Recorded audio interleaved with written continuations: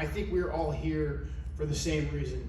We honor God, we love our families, we love our country. But the thing that we all have in common that I've been hearing, I've been noticing as I go around the 3rd Congressional District, is that we've put so much faith and so much trust into this country and into these institutions, and they have done nothing but fail us. And that's what's really led me to the point where I'm at right now, where I'm running for Congress to challenge Jamie Herrera Butler for her seat. Because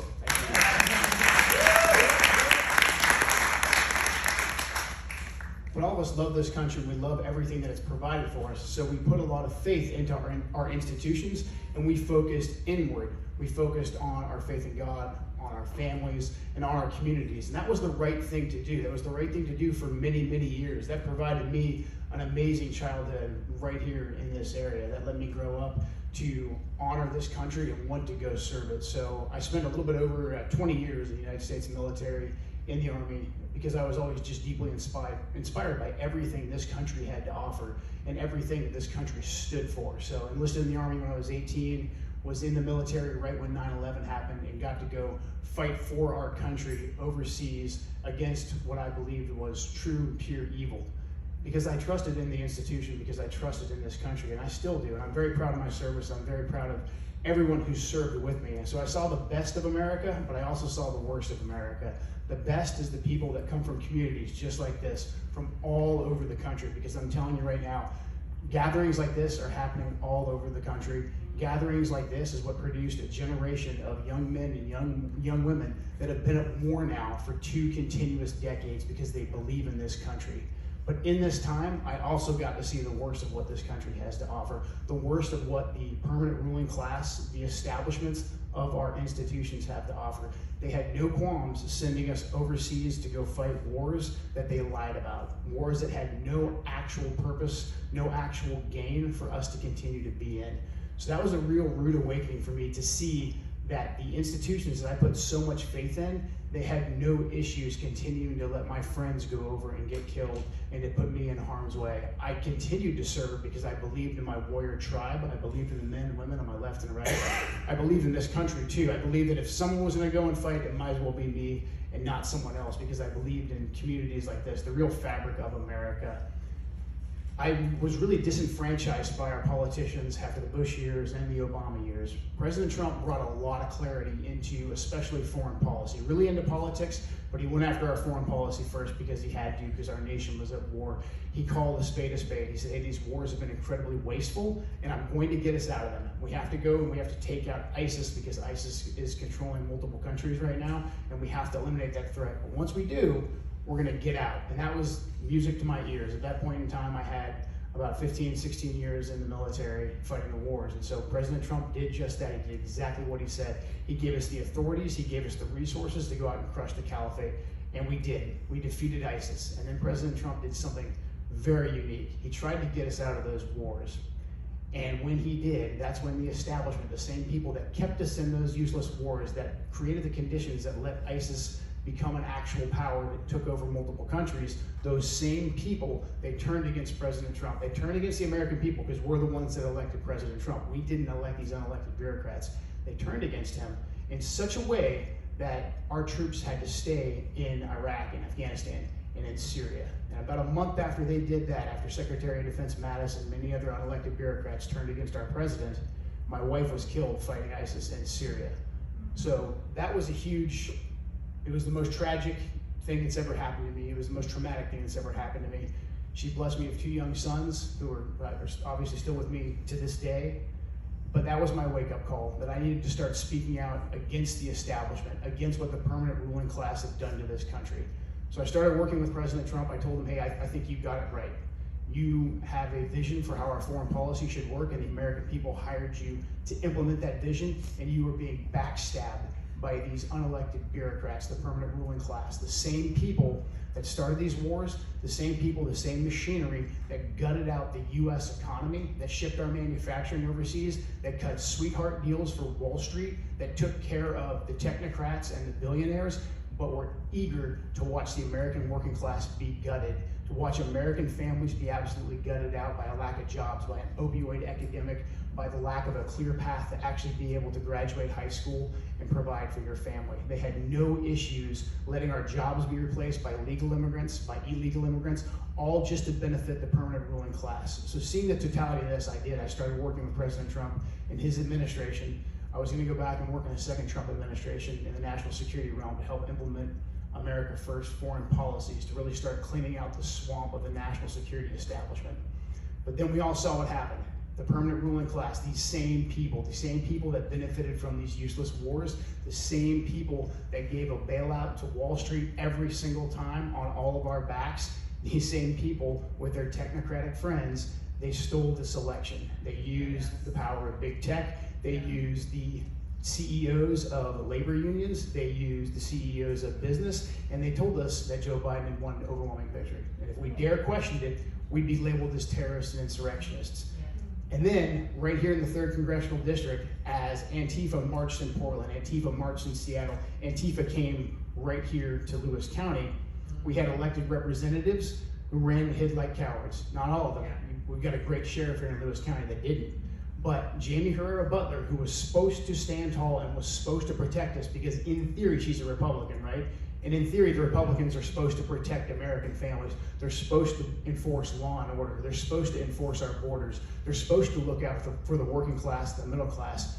She was absolutely silent as Antifa beat down our doors as the election was stolen. She said nothing. And then she went one step further, and she went with this January 6th narrative. There was this massive insurrection by Trump supporters on the Capitol, and she voted to impeach President Trump. And when she did that, it wasn't just about buying into a false narrative, which she did. It wasn't just about loyalty to President Trump. It was a narrative designed to label every single one of us who questioned the election, every single one of us who said, hey, you know what? President Trump's policies are actually working, to silence all of us, to intimidate all of us from wanting to get together in groups like this and organize at the grassroots, because this is the most dangerous thing to the permanent ruling class. This is why they've infiltrated our culture. This is why they're telling our kids this critical race theory nonsense, because the whole purpose of critical race theory is to divide people by ethnic identity and by race, so that they continue to fight each other, they don't trust each other, they're constantly trying to either play victim or oppressor. Because the last thing the permanent ruling class wants people to do is to wake up and to realize that we're all being essentially exploited by the same permanent ruling class. So that's exactly what Jamie Herrera Butler did when she voted for the impeachment. And she made all of us vulnerable, because she could have voted to enact the Insurrection Act and have Antifa taken care of by the military. But she didn't. She crossed the aisles and she voted with the Democrats to take a tool away from President Trump at a time of crisis. So she let Portland and let Seattle burn and hampered President Trump's ability to do that. So she made us extremely vulnerable here in the 3rd Congressional District. So seeing all that, I knew I had just moved back here. I was in Washington, D.C. when my wife was killed. I moved back here because I'm from the Pacific Northwest. I wanted to be able to give my children the same childhood, the same amazing childhood that I had here. My parents are still in this area. So seeing all this, seeing the totality of this assault, the permanent ruling class, and their running dogs in Antifa and BLM, that assault that they were putting onto our community, I knew I had to stand up and do something. I never wanted to go into politics, but when Jamie Herrera Butler cast her vote, I knew I had to do something. I've never been able to ask people to go and fight for me. So that's why I decided to volunteer, to throw my hat in the ring, to go take out Jamie so I can restore our voices back to Washington, D.C. Because we have all trusted these establishment politicians, Republican and Democrat, but mostly Republican, for far too long. And this is a representative democracy. Our republic runs on all of us, on hardworking Americans getting out and getting activated. It's going to be hard. There's no clear path to victory. We have to adjudicate the election of 2020. A lot of that hard work has already started in Arizona, in Georgia, Michigan, Wisconsin. A lot of that's coming to light, but a lot of that's going to be incumbent on all of us doing exactly what we're talking about here tonight, getting with our neighbors, making sure they're registered to vote, making sure they know that there's an election coming up for school boards in 2021, showing up to the school board meeting, showing up and voting for all the different positions that are available in 21. Because the Democrats, they've been really good. The far left, they've been really, really good about filling these positions for far too long. Because we've been trusting in institutions, we've been trusting in the establishment, because we have faith in this country, we have faith in God, we have faith in our families, and that's what we were focused on. While we were focused on that, the Democrats, the far left, the globalists, they were maneuvering. They were becoming community organizers. And we all laughed at them. When Obama said he was a community organizer, we laughed at Obama. But we need way more community organizers in our own ranks to take this country back. This country belongs to us. It does not belong to the permanent ruling class. So that is why I want to go and build as many networks as I can here in the 3rd Congressional District and activate as many people as I can, because it's going to take all of us to reach out to our neighbors, tell them what our message is. Our message is about taking back our country and doing the right thing for the working class, the middle class, and for all people of this country. This country doesn't belong to the top 24 billionaires. It doesn't belong to people in Washington, D.C. that have been there for 10, 15, 20 years. It belongs to us, and we can take it back. If we show up in so much force and we demand adjudication of this election, they're going to have to give it to us. They're going to have to. There's a legal pathway to it. We can get it done if we try hard enough and if we continue to mobilize people at the grassroots. It's difficult here in Washington because we have Jay Inslee and we have our politics are controlled heavily by Seattle and Olympia. We all know that. But in this district, we can hold this district and we can really make a strong piece of resistance for them to restore traditional conservative values right here in this district. So I spent a little bit over 20 years in the military. I was in special forces. After that, I was in the CIA for a little bit. My job was to go and to build networks of local people to help push back against repressive regimes or terrorist organizations. And that's the exact same methodology that I want to use here. That's why you're going to hopefully see a lot of me at events like this. I want to help out any way that I possibly can. But really, we all have different sets of skills and we all have different social networks. I think right now, the big fight against the COVID-19 restrictions, critical race theory, the Planned Parenthood sex agenda, which is designed, all those agendas right there are designed at attacking the one thing that the far left hates the most, and that's the nuclear family. Because if you can destroy the nuclear family and you can destroy faith in God, you can have complete and total control. And if you can control language through something like CRT, you're one step closer to that total destruction. That is the playbook of authoritarian regimes the world over. You've seen it in Russia, you've seen it in communist China. I saw it overseas with ISIS, with the Iranians, with Al-Qaeda. That's exactly what they do first. They have to destroy the nuclear family. Sometimes they use religion. Right here with the far left, they use the religion of critical theory to divide people. That's exactly what's going on right here, right now. So I think getting this mobilization out at the school boards of mothers in particular, because there's nothing like an angry mother and there's nothing like kids giving the first-hand testimony. I'm serious. Because really, it's tactical because the mothers have the first-hand experience, and it's really hard for them to kick angry women, we'll just say it, we'll be sexist, to kick angry women out of a school board. If a bunch of guys show up there, they're just going to call the cops and it's going to get kind of confrontational. So strategically, if you flood that zone with as many angry mothers as you can, they're not going to be able to fight back against that.